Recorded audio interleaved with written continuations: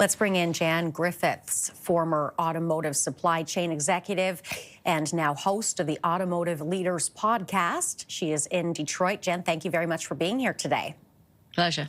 Now, there's already been some fallout from Donald Trump's auto tariffs with a 2-week plant closure announced at Stellantis here in Canada.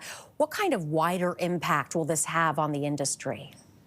Well, we're always concerned about the supply chain, the supply base. They call it the supply chain for a reason. It is only as strong as its weakest link.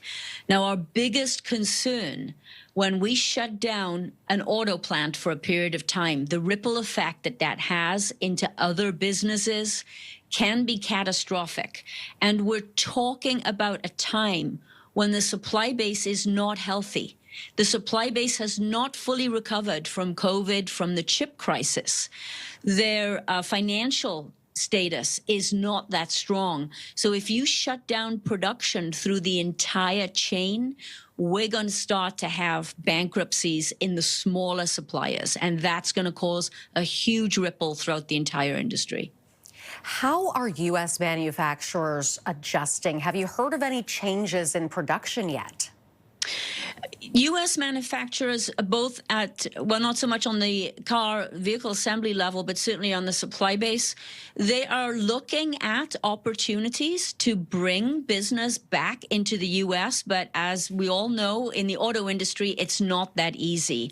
It can take months, if not years, certainly to build plants, to build tooling, equipment, to move equipment. And, it's part of a longer-term plan. You don't flip a switch on a manufacturing plant and within a few months you're up and running. So these are decisions that companies are considering, but very, very carefully, because there's a cost.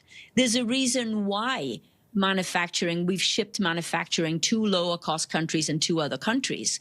And that reason can be capacity. We don't have the capacity in the US. We don't have the talent. We may not have the technology, and ultimately cost. So these are all factors that we're grappling with right now in the Detroit area.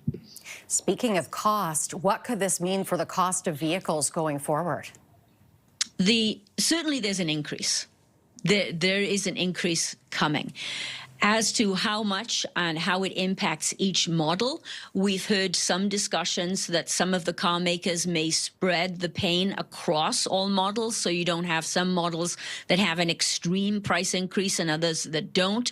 All of this is yet to play out. It's extremely complicated to look at a vehicle and start to break it down by all of its subcomponent parts, to understand its country of origin, who is the importer, how much is that tariff. It's a very complicated situation, and it's going to take several weeks, if not months, to really figure this out so that we can provide a solid answer to that question. Oh, complicated indeed. We will have to leave it there, Jan. That is our time. Thank you very much for being here with us. Pleasure.